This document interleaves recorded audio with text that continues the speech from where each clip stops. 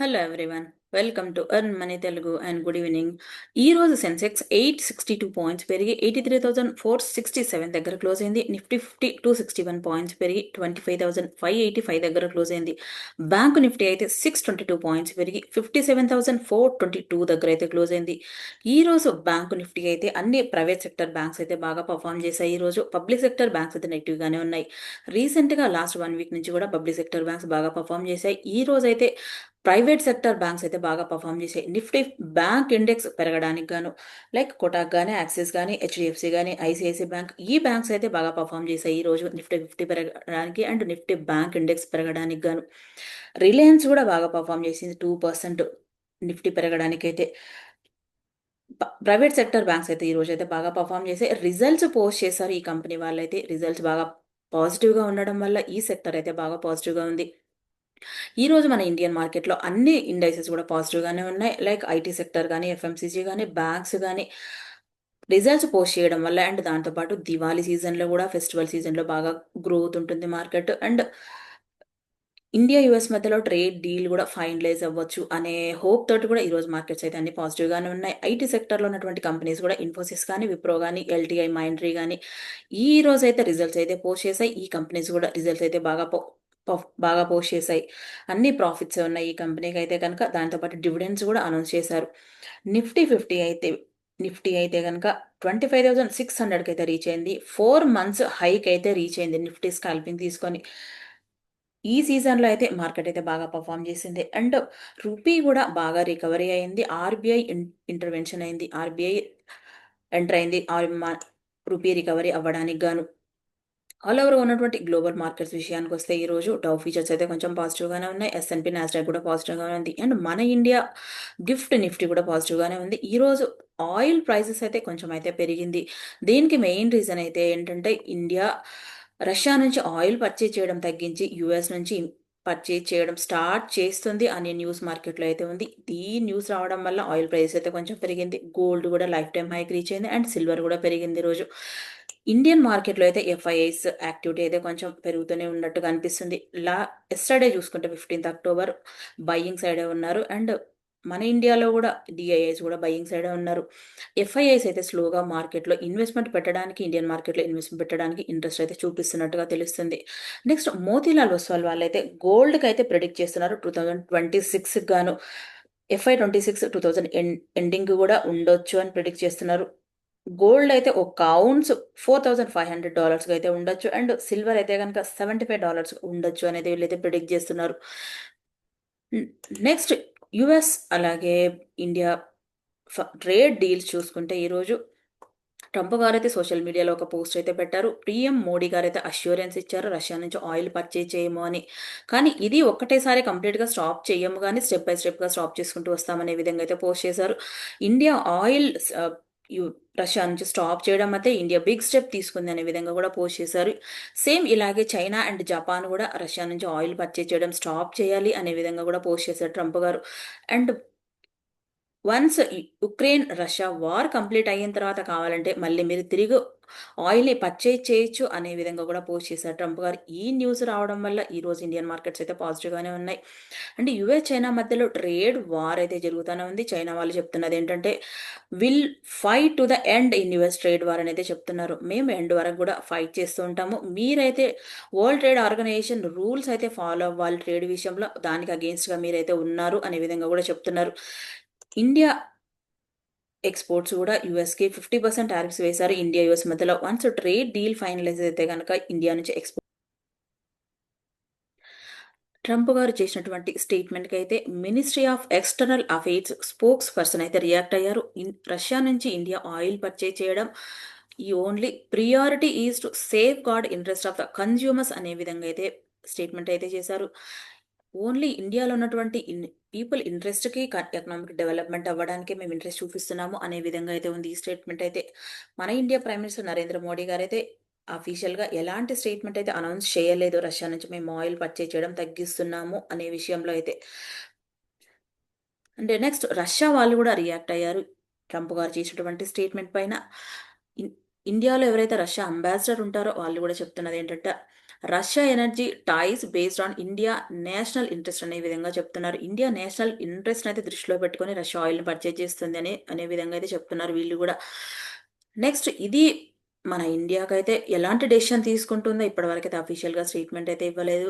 Prime minister Narendra Modi గారు Russia నుంచి oil purchase చేస్తుంది, తగ్గిస్తుంది అనే విషయంలో అయితే.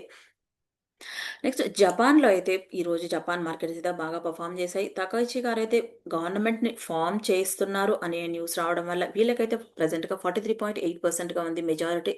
వేరే వాళ్ళకి సపోర్ట్ కోసం అయితే అదర్ పీపుల్‌తో కూడా డిస్కషన్ జరుగుతున్నారు. క్యాబినెట్ ఫార్మ్ చేయాలనుకుంటున్నారు. దీనివల్ల ఈరోజు జపాన్ మార్కెట్స్ అయితే బాగా పెరిగింది ఈరోజైతే. నెక్స్ట్ రష్యా, ఉక్రెయిన్ వార్ అయితే కంటిన్యూ‌గా జరుగుతూనే ఉంది. అండ్ దీనికి గాను జర్మనీ వాళ్ళైతే ఒక న్యూస్ అయితే పోస్ట్ చేశారు. 2 బిలియన్స్ ఆఫ్ ద మిలిటరీ ఎయిడ్‌నైతే ఉక్రెయిన్‌కైతే సపోర్ట్ చేయాలనుకుంటున్నారు. ఇది అయితే ఇంపార్టెంట్ విషయం అని చెప్పొచ్చు ఈరోజు. జర్మనీ వాళ్ళు $2 బిలియన్ ఆఫ్ ద అమౌంట్ అయితే ఇస్తే గనక రష్యా, ఉక్రెయిన్ వార్ అయితే ఇంకా కంటిన్యూగానే జరుగుతూనే ఉండొచ్చు. ఇది ఉక్రెయిన్‌కి మిలిటరీ ఎయిడ్‌కైతే సపోర్ట్‌గా ఉండే ఛాన్స్ అయితే ఉంది. అంటే ఇంకా జియోపొలిటికల్ టెన్షన్స్ అయితే ఆల్ ఓవర్ గ్లోబల్‌గా గూడా ఇంకా పెరగొచ్చు అనేదైతే తెలుస్తూ ఉంది. ఇండియా ట్రేడ్ డెఫిసిట్ గూడా బాగా తగ్గిపోయింది. సెప్టెంబర్‌లో అయితే గనక 11 మంత్స్ హైక్ అయితే రీచ్ అయింది. ట్రేడ్ డెఫిసిట్ అయితే 32.15 బిలియన్‌గా ఉంది. ఎక్స్‌పోర్ట్ అండ్ ఇంపోర్ట్ చేసే సెగ్మెంట్‌లో ఈ ట్రేడ్ డెఫిసిట్ బాగా తగ్గిపోయింది. ఇండియా నుంచి ఎక్స్‌పోర్ట్ చేసే సెగ్మెంట్‌లో ట్రంప్ గారు 50% టారిఫ్స్ వేయడం వల్ల ఈ ట్రేడ్ డెఫిసిట్ అయితే ఉంది. రష్యా నుంచి ఆయిల్ పర్చేజ్ చేసే విషయంలో మన ఇండియానే రష్యాకి పే చేస్తుంది గానీ, రష్యా నుంచి ఇంపోర్ట్ చేసుకొని అండ్ ఇన్‌కమ్ వచ్చేదైతే ఏమీ లేదు ఇండియాకైతే. మనం రూ. 100 పే చేస్తే రష్యాకి, రష్యా నుంచి మనం ఓన్లీ రూ. 10 ఆఫ్ ద ఇన్‌కమ్ మాత్రమే ఉంటుంది. ఇన్ కేస్ రూపీస్ అంటే ఇక్కడ బిలియన్స్ అని అర్థం చేసుకోవచ్చు. ఇండియా బిజినెస్ ఎక్కువగా యూఎస్ ఎక్స్‌పోర్ట్స్ మీదనే డిపెండ్ అయింది కాబట్టి, యూఎస్ ఎక్స్‌పోర్ట్ చేస్తేనే ఇండియన్ ఎకానమీ కూడా నెక్స్ట్ ఈరోజు మన ఇండియా న్యూస్ విషయానికొస్తే ఎంసీఎక్స్ అయితే సిల్వర్ ఫ్యూచర్స్ పైన 2% అడిషనల్ ఛార్జెస్ అయితే వేశారు. ప్రెజెంట్‌గా కొన్ని మ్యూచువల్ ఫండ్ కంపెనీస్ అయితే సిల్వర్ ఈటీఎఫ్‌లో ఇన్వెస్ట్‌మెంట్ పెట్టడం కూడా స్టాప్ చేశారు. లైక్ హెచ్‌డీఎఫ్‌సీ గాని, ఐసీఐసీఐ గాని, యూటీఐ గాని, ఎస్బీఐ గాని మ్యూచువల్ ఫండ్స్ అయితే స్టాప్ చేశారు. దీనికి డిమాండ్ అయితే ఎక్కువగా ఉంది. అండ్ ప్రైస్ వాల్యుయేషన్ కూడా చాలా ఎక్కువగా ఉంది. యాక్చువల్‌గా ఉన్న ప్రైస్ కంటే కూడా 20%, 30% హైలో ట్రేడ్ అవుతున్నాయి సిల్వర్ ఈటీఎఫ్స్ అయితే. దీనికి గాను ఎంసీఎక్స్ అయితే 2% లెవీ అయితే ఏసింది సిల్వర్ ఫ్యూచర్స్ పైన. నెక్స్ట్ ఇండియా, బ్రెజిల్ మధ్యలో కూడా ట్రేడ్ అండ్ ఇన్వెస్ట్‌మెంట్ అగ్రీమెంట్స్ అయితే ఫైనలైజ్ అయినట్టు తెలుస్తుంది. అండ్ న్యూస్ ప్లాట్‌ఫార్మ్స్‌లో అయితే డేటా అయితే ఉంది. ట్రేడ్ అండ్ ఇన్వెస్ట్‌మెంట్ డిస్కషన్స్ గాని అండ్ డిఫెన్స్‌లో కోఆపరేషన్ గాని, ఇండియాలో తయారైనటువంటి ఆకాశ్ మిసైల్స్ టెక్నాలజీ అయితే బ్రెజిల్‌కి ఎక్స్‌పోర్ట్ చేసే సెగ్మెంట్‌లో అయితే డీల్స్ అయితే ఫైనలైజ్ అయినట్టు తెలుస్తుంది డేటా ద్వారా. నెక్స్ట్ ఇండియా, యూరోపియన్ మధ్యలో ట్రేడ్ డిస్కషన్స్ కూడా జరుగుతాయని డిసెంబర్ ఎండ్‌కైతే ఫైనల్‌గా అవుతాయి ఈ డిస్కషన్స్ అనే విధంగా అయితే డేటా కూడా ఉంది. నెక్స్ట్ ఇండియా, కెనడా మధ్యలో కూడా డిస్కషన్స్ అయితే జరుగుతాయి గానీ ఇండియా, యూఎస్ గాని, ఇండియా, యూరోపియన్ యూనియన్ మధ్యలో ట్రేడ్ డీల్స్ ఫైనలైజ్ అయిన తర్వాత మాత్రమే కెనడాతో డిస్కషన్ చేయాలనైతే అనుకుంటున్నారు అనే విధంగా అయితే ఉంది డేటా గూడా. నెక్స్ట్ ఇండియా, సౌదీ అరేబియా మధ్యలో గూడా ట్రేడ్ డిస్కషన్స్ అయితే జరుగుతున్నాయి. ఇండియాలో మ్యానుఫ్యాక్చరింగ్ అయినటువంటి కొన్ని ప్రొడక్ట్స్‌ని అయితే సౌదీ అరేబియాకి ఎక్స్‌పోర్ట్ చేయాలనుకుంటున్నారు. లైక్ రెడీమేడ్ గార్మెంట్స్ గాని, టెక్స్‌టైల్స్ గాని అండ్ మ్యాన్ మేడ్ ఫైబర్స్ లాంటి ప్రొడక్ట్స్‌ని అయితే ఇది ఇండియాకైతే మంచి విషయమే అవ్వచ్చు. టెక్స్‌టైల్ యూఎస్ 50% టారిఫ్స్ వేసిన తర్వాత టెక్స్‌టైల్ అయితే బాగా తగ్గిపోయింది. ఎక్స్‌పోర్ట్ చేసే సెగ్మెంట్‌లో. సౌదీ అరేబియాకి ఎక్స్‌పోర్ట్ చేస్తే గనక ఇండియాలో టెక్స్‌టైల్ సెక్టార్‌కైతే మంచి పాజిటివ్ అనే చెప్పొచ్చు.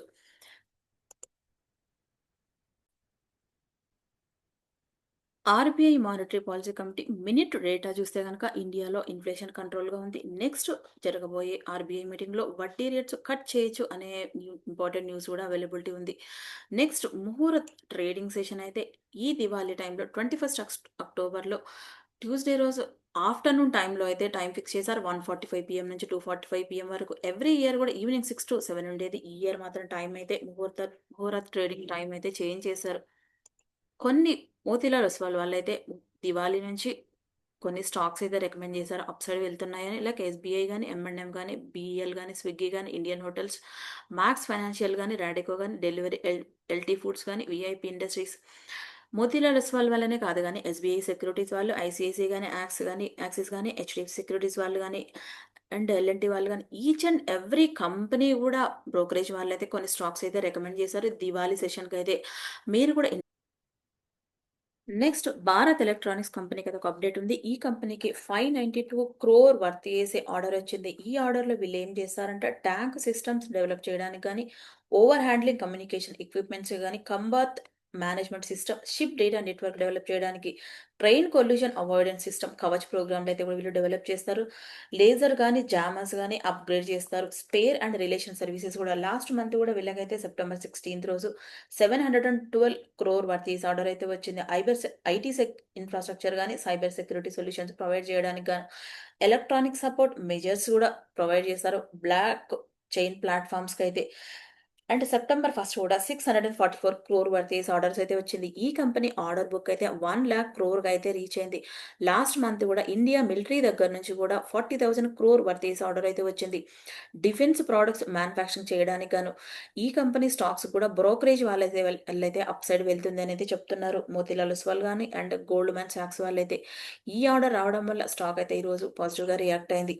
నెక్స్ట్ బిఎల్ఎస్ ఇంటర్నేషనల్ కంపెనీకి ఒక అప్డేట్ ఉంది. ఈ కంపెనీకి మినిస్ట్రీ ఆఫ్ ఎక్స్టర్నల్ అఫైర్స్ నుంచి అయితే ఒక ఆర్డర్ వచ్చింది. వీళ్ళకైతే 3 ఇయర్స్ పీరియడ్ గాను వీళ్ళు చైనాలో ఇండియన్ వీసా అప్లికేషన్ సెంటర్స్‌ని ఎస్టాబ్లిష్ చేసి ఆపరేట్ చేయడానికి గాను ఈ కంపెనీని 2 డేస్ బ్యాకే మినిస్ట్రీ ఆఫ్ ఎక్స్టర్నల్ అఫైర్స్ వాళ్ళైతే బ్యాన్ చేశారు. ఇండియన్ గవర్నమెంట్ పార్టిసిపేట్ చేసే ఎలాంటి కాంట్రాక్ట్‌లో కూడా పార్టిసిపేట్ చేయకుండా. ఈ అనౌన్స్‌మెంట్ చేసిన 2 డేస్‌కే ఈ ఆర్డర్ అయితే వచ్చింది. ఈ కంపెనీకైతే వీళ్ళు బీజింగ్‌లో గాని, షాంఘైలో గాని అండ్ గువాంజంగ్‌లో గాని వీళ్ళైతే వీసా అప్లికేషన్స్ అయితే ప్రొవైడ్ చేస్తా ఉంటారు ఇండియన్స్‌కి. కస్టమర్ వీసా సర్వీసెస్ అయితే ప్రొవైడ్ చేస్తారు. ఈరోజు స్టాక్ అయితే 13% పెరిగింది. ఈ న్యూస్ రావడం వల్ల కంపెనీ స్టాక్ అయితే.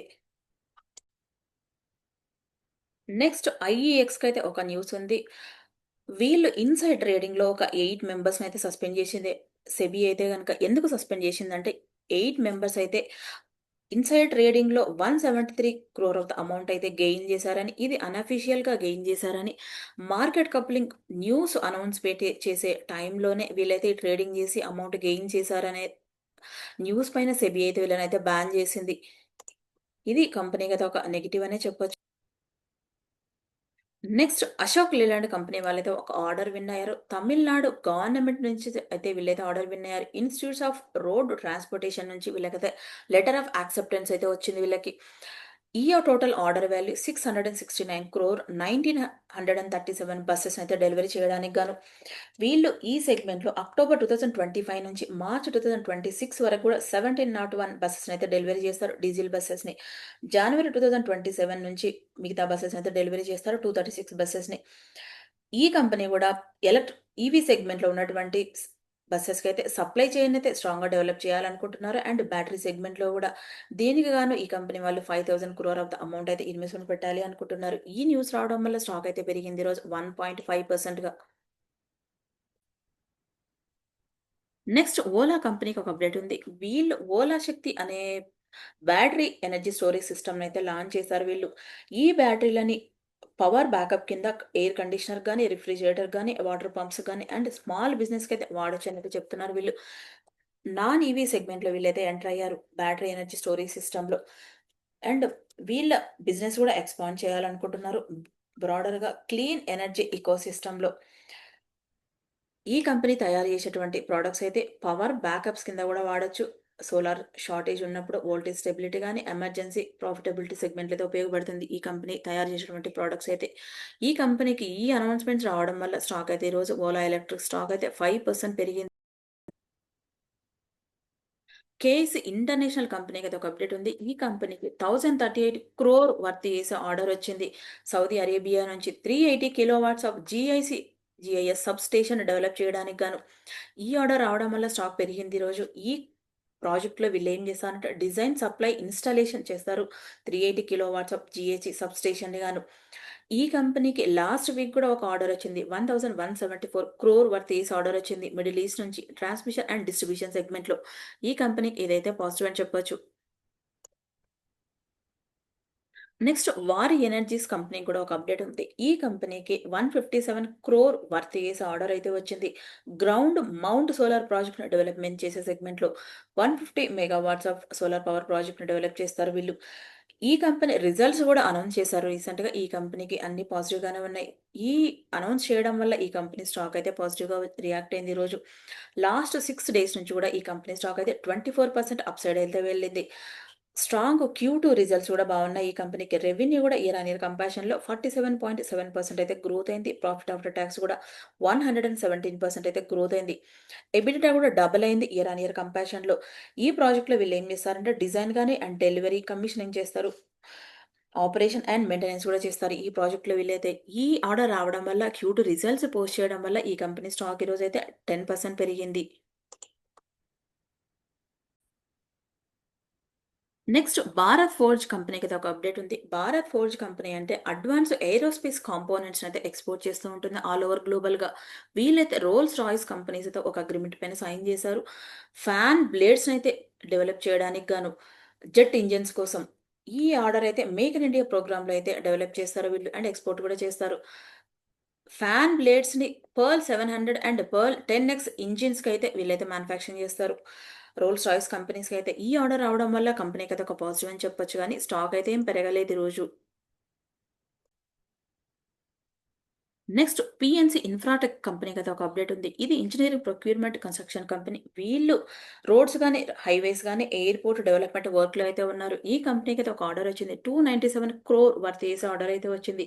Airport authority of India Varanasi దగ్గర నుంచి అయితే వీళ్ళకైతే ఆర్డర్ వచ్చింది. వీళ్ళు దీంట్లో ఏం చేస్తారంటే రన్‌వేస్‌ని స్ట్రెంథెన్ చేయడం గాని, దానికి సంబంధించినటువంటి ఇన్‌ఫ్రాస్ట్రక్చర్‌నైతే వర్క్‌నైతే డెవలప్ చేస్తారు వీళ్ళు.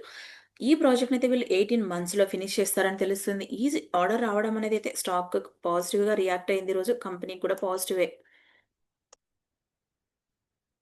నెక్స్ట్ విప్రో కంపెనీ క్యూట్ రిజల్ట్స్ అయితే అనౌన్స్ చేశారు వీళ్ళు. ఈ కంపెనీ నెట్ ప్రాఫిట్ అయితే 1%గా పెరిగింది. 3,246 క్రోర్‌గా అండ్ రెవెన్యూ కూడా 2% అయితే పెరిగింది.